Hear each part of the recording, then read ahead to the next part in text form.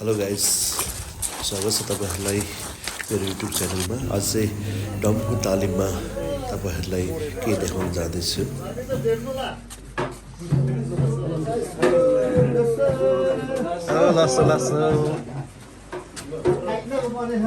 अब त सबैजनालाई पुग्छ बोलाउन।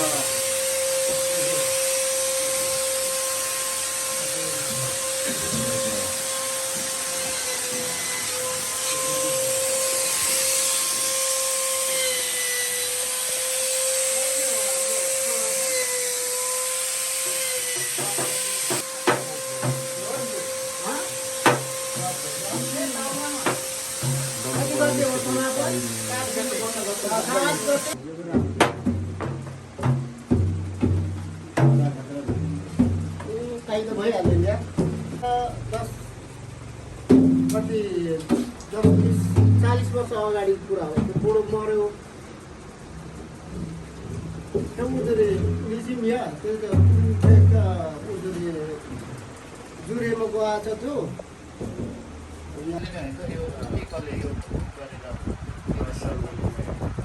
यो 45 दिएर यो चाहिँ यो काठको होइन, यो प्लाईको इन्डियाबाट आउँछ।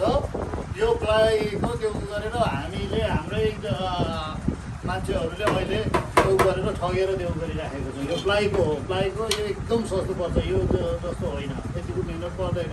यो रेडिमेड आउँछ हो। यो अलिकति पानी परेर त्यो हुनासाथ यो तुरुन्त गल्छ है। त्यो भयो।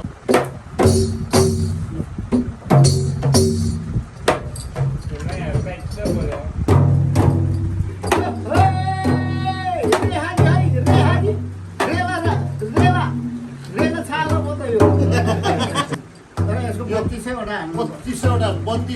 32मा 31 पनि हुनु भएन, 33 पनि हुनु भएन, 34 पनि हुनु भएन। रेको साता अरूको हुनु भएन।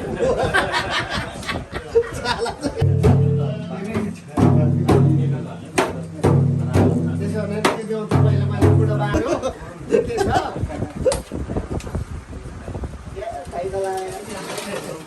सुरु भयो। तिम्रो जग्गा त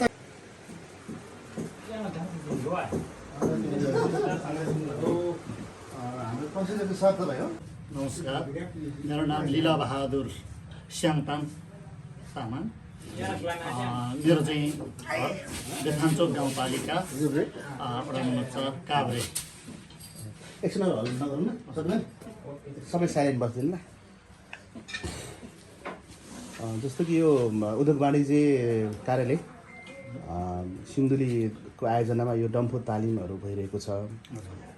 यो अहिले एक त तामाङहरूको मौलिक एउटा जुन संस्कृति र परम्परासँग जोडिएको यो मौलिक बाजा डम्फुलाई चाहिँ जोगाउने एउटा चाहिँ अभियानका साथ तपाईँलाई ट्रेनिङ दिनुभएको छ।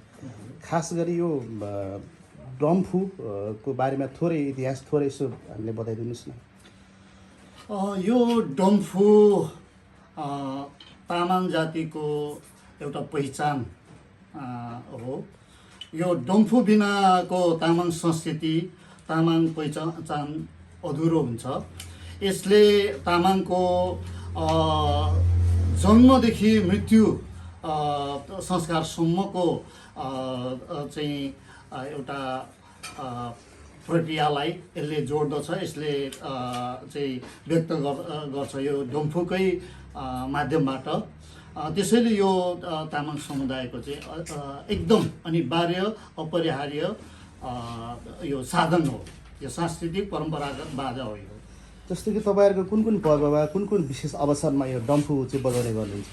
यो विशेष गरेर पर्वहरू प्रत्येक सांस्कृतिक पर्वहरू लोछार भयो, अरू विभिन्न जुन जुन छ माघे सङ्क्रान्तितिर पनि बजाउँछ। अरू जुनसुकैमा पनि तामाङ जाति जहाँ पुग्दछ त्यो ठाउँमा चाहिँ त्यो एउटा जुन माहौल हुन्छ त्यसमा बजाइन्छ। त्यसपछि फेरि जन्मदेखि मृत्यु पर्यन्तसम्मको जुन क्रियाहरू क्रियाहरू हुन्छ। जस्तो जन्मेपछि एउटा न्वारन हुन्छ, मा पनि कतिपय ठाउँमा चाहिँ न्वारनमा पनि यसलाई बजाएर चाहिँ यसको त्यो सुरुवाती गरिन्छ। अनि त्यस पछाडि फेरि विशेष गरेर अझ त्यो अलिक कम भए पनि छेवारमा एकदम बजाइन्छ ताम्बा मेमेहरूले अनि त्यो डम्फुरेहरूले। त्यस पछाडि फेरि बिहे वर्तमानमा पनि बजाइन्छ।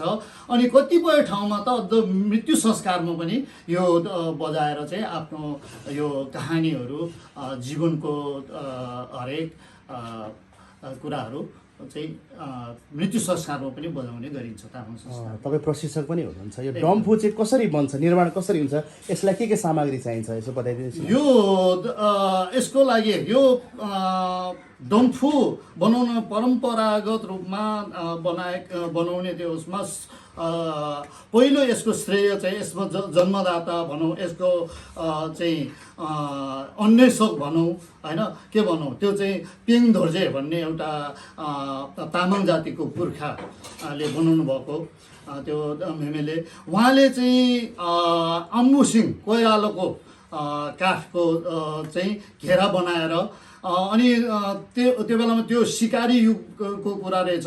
अनि सिकारमा जाने बेलामा जुन एउटा कस्तुरी मृग चाहिँ उहाँले शिकार गर्नु भएपछि त्यसको छालालाई चाहिँ सुकाएर टाँगेर सुकाएर चाहिँ त्यसबाट चाहिँ बनाएर छाला टाँगेर त्यस पछाडि 32वटा किला 32 लक्षणले युक्त अनि उहाँ पनि त्यो बेलामा 32 वर्षको उमेरको पनि भएको। अनि यो हरेक तामाङहरूको सृजना, तामाङहरूको आफ्नो दुःखको वेदनादेखि लिएर हर्षका कुराहरू पनि यसले समेट्ने हुनाले चाहिँ यसलाई 32 लक्षणले युक्त भनेर चाहिँ एउटा त्यो भएको छ। त्यही आधारमा चाहिँ 32वटा किला बाँसको किला चाहिँ गाडिन्छ, ठोकेर यो डम्फु तयार गरिन्छ। यहाँ अहिले हरिपुरगढीमा प्रशिक्षण गराइरहनु भएको छ। तामाङ समुदायमा तपाईँले प्रशिक्षण गराइरहँदा आफ्नो यो कला संस्कृति जोगाउने सँगसँगै यो डम्फु बाजालाई प्रबन्धन गर्नेमा नयाँ पुस्तामा कतिको देख्नु भएको छ? नयाँ पुस्तामा अलि कमै हो तुलनात्मक रूपमा, तर अहिले पनि हजुरहरूले देख्नु भएको छ। अब छ्यासपिसे हुनुहुन्छ, विशेष गरेर अलिकति वृद्ध भनौँ न उमेरले अलिक पाका उमेरका बुवाहरू हुनुहुन्छ, यहाँ आसाङहरू हुनुहुन्छ।